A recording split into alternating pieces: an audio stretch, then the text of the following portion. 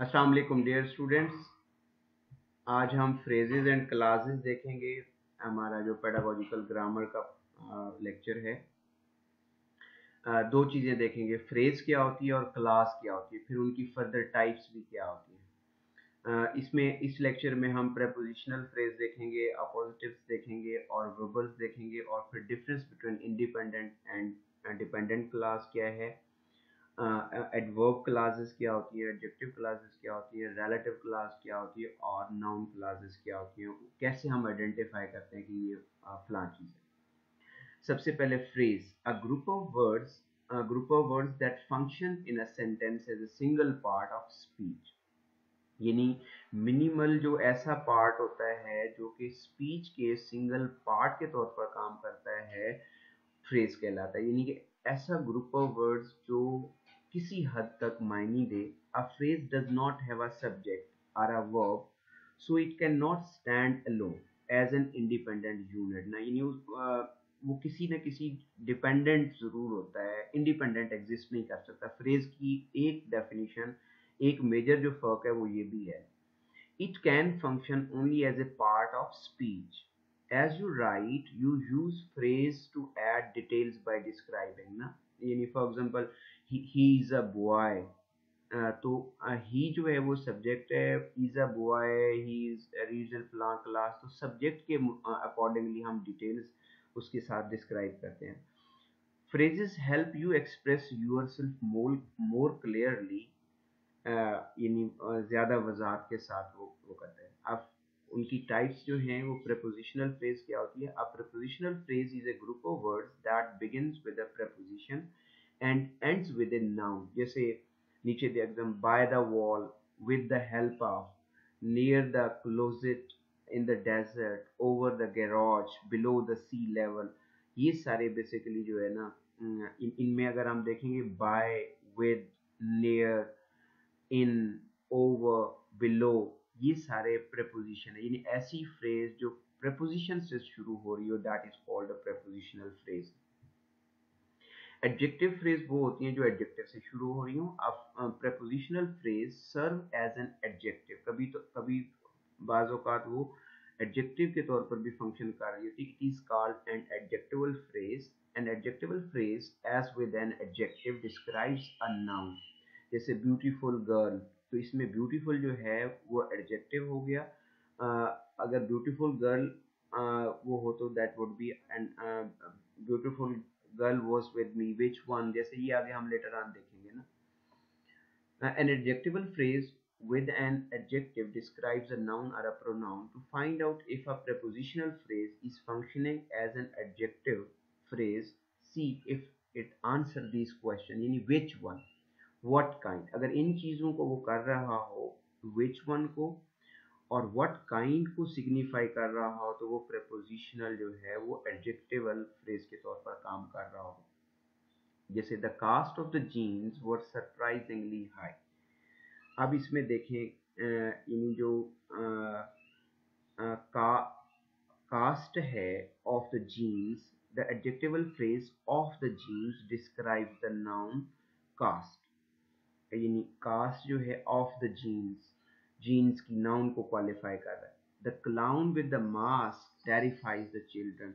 Adjectival phrase जो है with the mask, यानी जो जिसने ये विद द मास्क जो है ये प्रेपोजिशन से शुरू हो रहा है, लेकिन कौन सा क्लाउन, क्लाउन कहते हैं मसखरे को, जो मजाक वो इनके मसखरा होता है, लोगों को हंसाता है।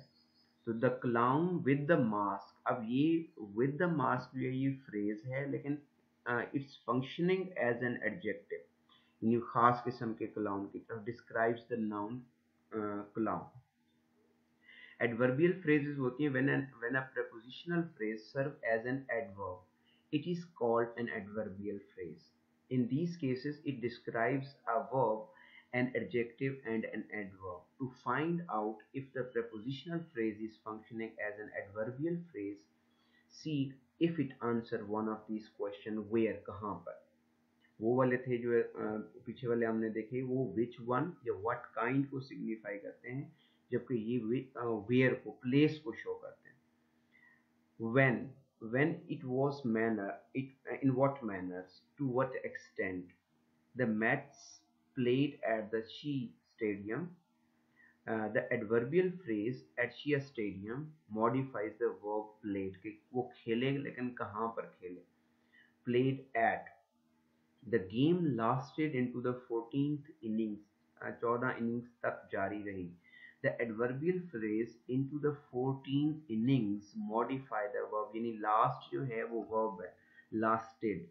कब तक रही? Into the 14 innings. ये वाला into the 14 innings अगर इसको अलग सेपरेटली देखा जाए तो ये preposition से शुरू हो रहा है, into से ना. लेकिन ये into the 14 innings जो है ये क्वालिफाई कर रहा है वर्ब को, तो ये एडवर्बियल यानी ऐसी चीज जो वर्ब को क्वालिफाई करे दैट इज कॉल्ड एडवर्ब. तो ऐसी फ्रेज जो वर्ब को क्वालिफाई कर रही हो that is called adverbial phrase. Appositives and appositives phrases.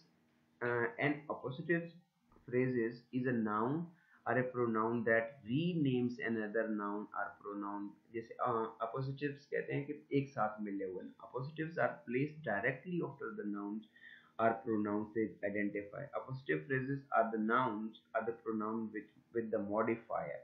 जैसे Lisa, a friend, should have understood my fear. अब a friend यानी Lisa जो कि मेरी दोस्त है. The appositive a friend renames the noun Lisa. Tom's new car.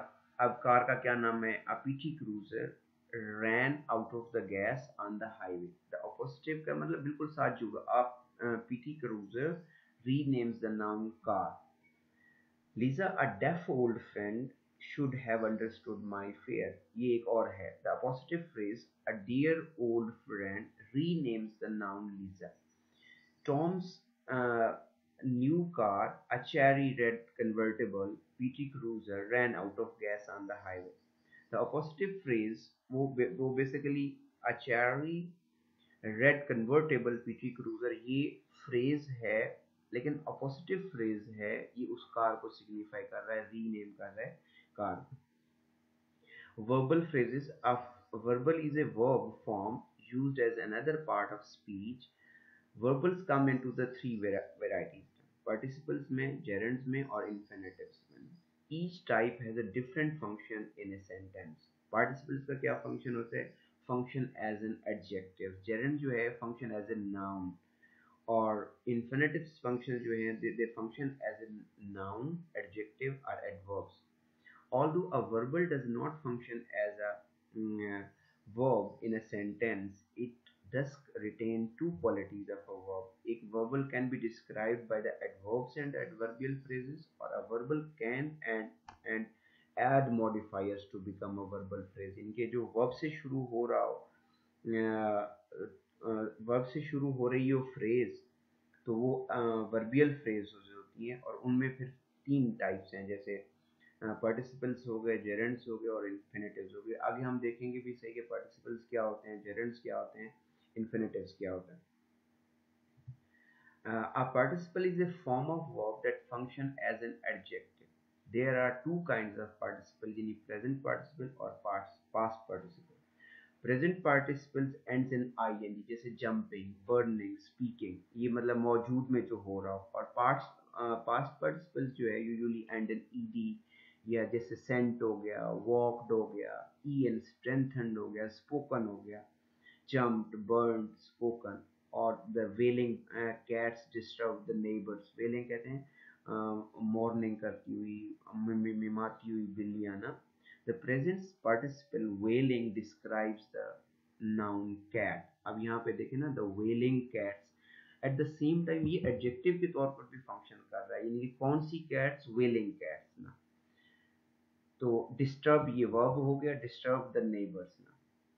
Annoyed, the customer stalked out of the store. The present participle annoyed customer, ये adjective के तौर पर भी काम कर रहा है.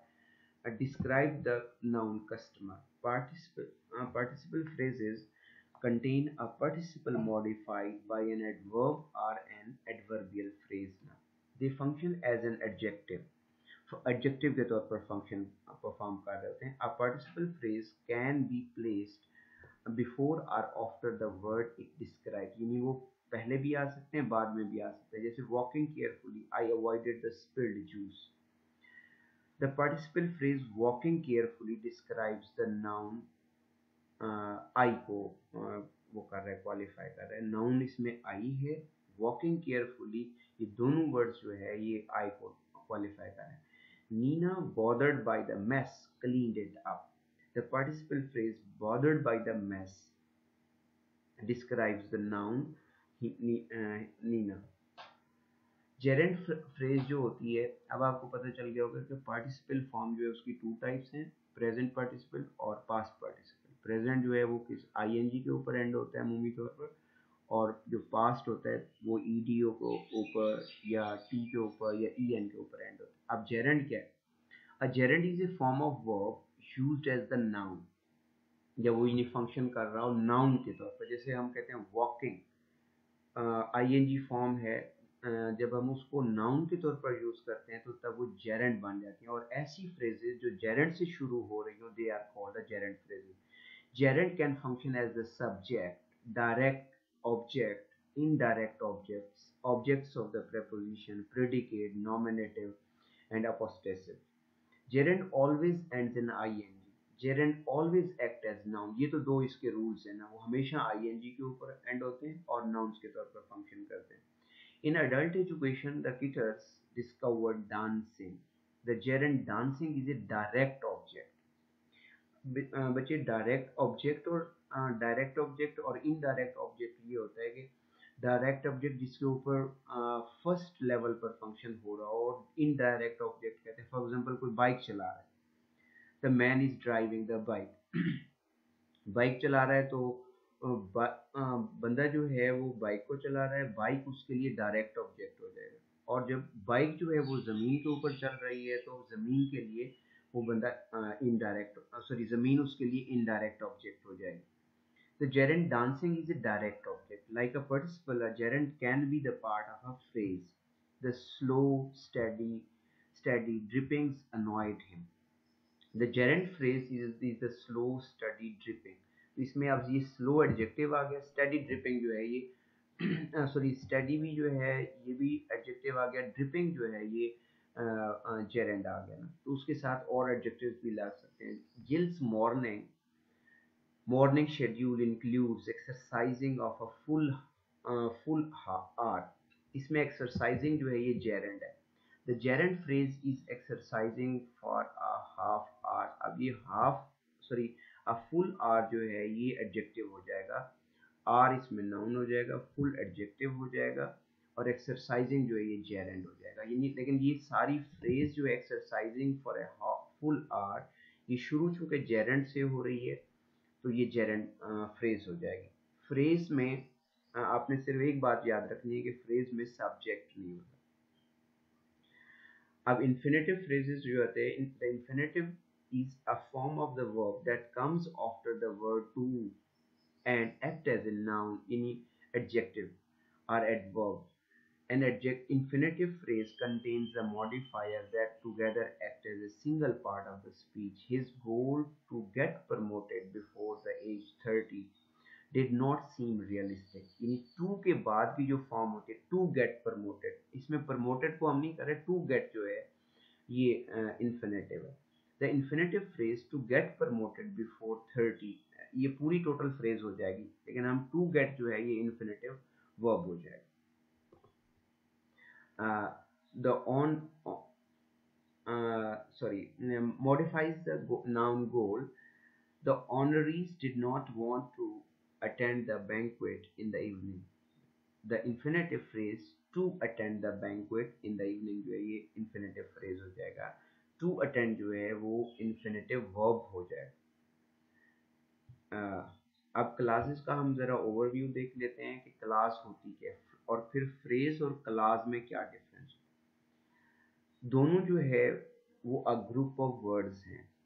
फ्रेज भी अ ग्रुप ऑफ वर्ड्स है और क्लास भी अ ग्रुप ऑफ वर्ड्स होता है। फ्रेज जो होती है वो लिमिटेड इन सेंस होती है और does not contain the subject, जबकि क्लास जो होती है उसमें नाउन या सब्जेक्ट होता है और वो हायर लेवल की होती है in the sense of meaning as compare to the clause sorry phrase.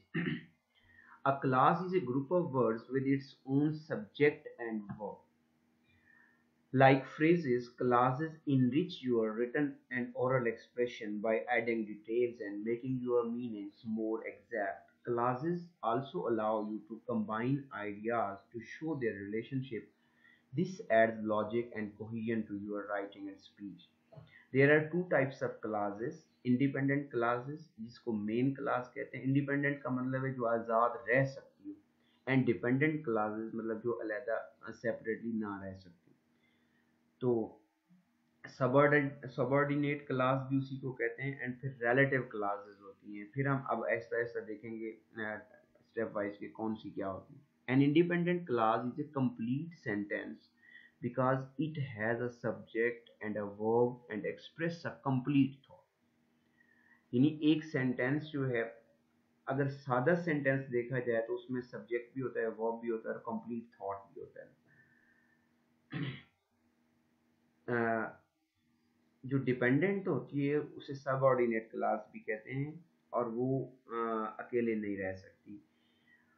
And a dependent clause is the part of a sentence so it cannot stand alone. Dependent clause add additional information to the main class. ये supplementary information provide करती है, but they are not necessarily to complete the thought. Although each of the dependent clauses show on the previous chart has a subject and a verb, it does not express a complete thought. आगे हम जरा एक देखें भी ये सही. As a result, it cannot stand alone. A dependent clause often starts with a word that makes the clause unable to stand alone.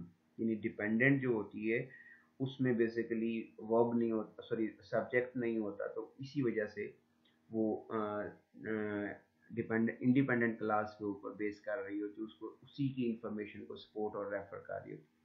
Look back at the three dependent classes in the chart. ये chart में नहीं वो कर सका. The words here are when, in, for, respectively. These words are subordinating conjunctions. Subordinating conjunctions जो हैं link and independent clause to ये basically connector होते हैं. Subordinating conjunction which is subordinate clause और चीज़ है. Subordinating conjunctions और होते हैं. Conjunctions का हमने पिछले लेक्चर में भी पढ़ा था कि जो दो लफ्ज़ों को आपस में मिला रहे हो. तो जो इंडिपेंडेंट क्लास को और डिपेंडेंट क्लास को आपस में मिला रहे हूँ तो उनको सबऑर्डिनेटिंग कंजंक्शंस कहते हैं. ये आगे लिस्ट में मैं शेयर करता हूँ आपके साथ. And each subordinating conjunctions expresses a relationship between the dependent class and independent class. For example, some conjunctions show the time order while others show the result or the effect. ये देखें relationship है, subordinating conjunctions हैं. unless provided that if even if because sorry ये condition को show कर देता है. because as if ये रीजन को, इसका रिलेशनशिप आपस में इनके सबऑर्डिनेट क्लास और इंडिपेंडेंट क्लास का आपस में रीजन को, इनके ही डाइड, वो मर गया because of illness, rather than whether ये चॉइस है. दो although फॉर एग्जाम्पल ये कंट्रास्ट है. although he is old yet he can run fast. अगरचा वो बूढ़ा है लेकिन फिर भी वो भाग सकता है. even though बट ये कंट्रास्ट के एक ही मतलब ऑर्डिनेट सॉरी डिपेंडेंट क्लास को और इंडिपेंडेंट क्लास को आपस में उनका कंट्रास्ट कर रहे होते. वेयर एवर लोकेशन के हवाले से ना, he is there wherever you wish to see him. तो इस तरह के जो ये वेयर एवर लोकेशन शो करने के लिए ना डिपेंडेंट क्लास को और इंडिपेंडेंट क्लास को, in order that so that ये रिजल्ट और इफेक्ट के तौर पर आपस में कंबाइन करते हैं. While, once, when, since, as, whatever ये टाइम को, after, before, till, as soon ये सारे टाइम के रिलेशनशिप को जाहिर करने के लिए. अब सबऑर्डिनेट क्लासेस की टाइप्स हैं, काइंड्स हैं. There are three kinds of the subordinate classes. Adverb class हैं, adjective classes हैं और noun classes हैं. An adverb class is a dependent class that describes a verb, adjective or another adverb. As with the adverbs, an adverb class answer these questions: where, why, when. ये happening को basically adverb का आपको पता होगा कि adverb वो word होता है जो कि वर्ब को क्वालिफाई कर रहा हो. तो where, when, why, to what extent, under what condition, in what manner. You can place an adverb class in the beginning, middle or end of a sentence. Adverb class इनके ये तीनों जगहों पे हो सकती हैं. आप मतलब इससे परेशान ना हो, पहले देखिए कि कैसे वो बिगिनिंग में आ सकती हैं, कैसे वो मिडल में आ सकती हैं और कैसे वो एंड पर. इनके एग्जांपल्स भी हम देखेंगे. Adverb classes at the beginning of a sentence. Wherever Misty goes, she leaves the broken hearts behind. अब ये देखो, wherever जहाँ कहीं पे भी मिस्टी जाती है, she leaves the broken heart. तो ये शुरू में मतलब एडवर्ब क्लास लगी हुई है, वर्ब को क्वालिफाई कर रही है. लीव्स को, ये देखें ना, मिस्टी गोज और लीव्स, शी लीव्स, जहाँ कहीं पे भी जाती है ना. तो ये शुरू में चूंकि वेयर एवर जो है ये एडवर्ब है, एडवर्ब ऑफ प्लेस भी है. तो और ये क्लास इस हवाले से है कि वेयर एवर मिस्टी गोज, ये जहाँ कहीं पे भी मिस्टी जाती है, ये फ्रेज हो, सॉरी क्लास हो गई ना, क्योंकि इसमें मिस्टी जो है वो सब्जेक्ट है, इस वजह से ये फ्रेज नहीं बल्कि क्लास हो जाएगी ना. ये शुरू में दिया. The adverb clause wherever she goes modify the verb leaves.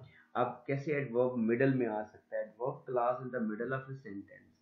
First like the meal more than Tish did because she is a picky eater. The adverb clause is than Tish did modifies the verb more. आपस में comparison कर रहे हैं. इसको more than और did, Tish did इससे than Tish did जो है ये एडवर्ब है. मोर जो है वो उसके एडवर्ब ऑफ क्वालिटी या क्वांटिटी, यानी कि मोर क्वांटिटी में आता है ना, उसको क्वालिफाई कर रहा है. तो ये दरमियान में आ गया.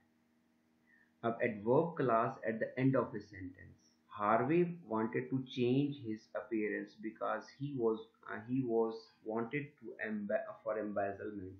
The adverb clause because he was wanted for embezzlement modify the verb change. ये उसको कर रहा है change को. He wanted to change his appearance.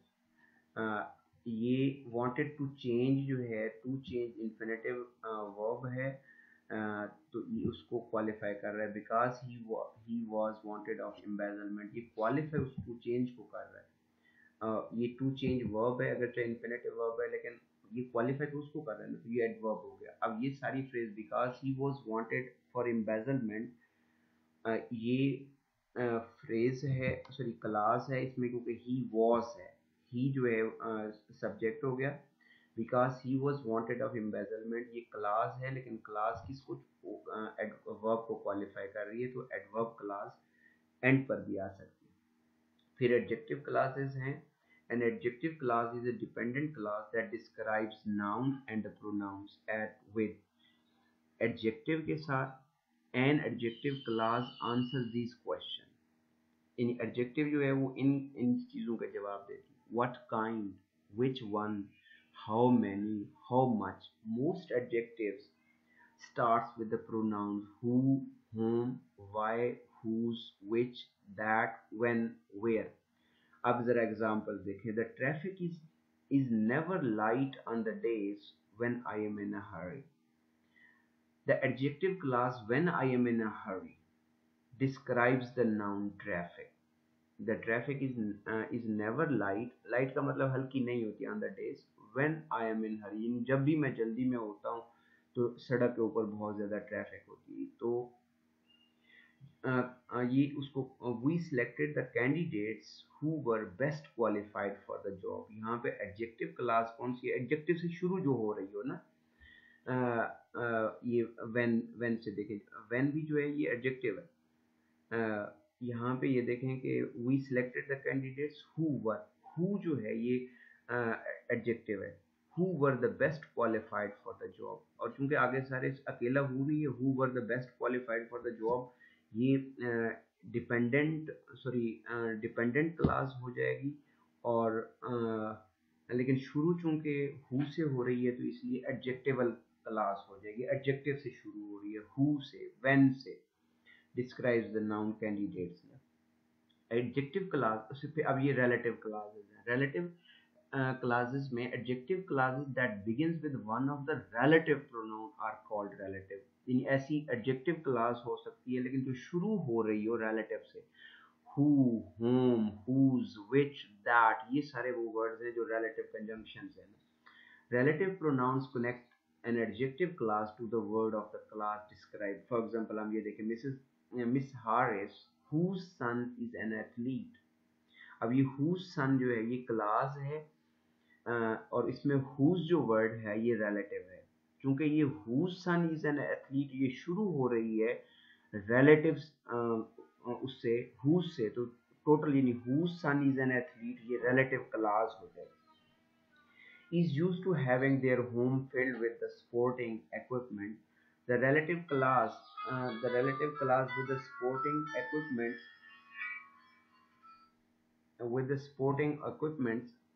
uh, the relative class whose son is an athlete describes the noun Miss Harris। Miss Haris को qualify कर रहे हैं, यानी बेसिकली मिस हारिस जो है नाउन है इसमें, उसको ये क्वालिफाई कर रहे हैं। The person of whom you spoke is my cousin। The relative class of whom you spoke describes the noun person को ना करें। अब नाउन क्लास किसे कहते हैं? A noun class is a dependent class that function as a noun। जैसे Tracy does whatever her parents ask her to do। The noun class is whatever her parents ask her to do। The teacher did not accept my excuse that the dog ate my homework। The noun class is that the dog ate my homework। कि कुत्ता मेरा homework खा गया।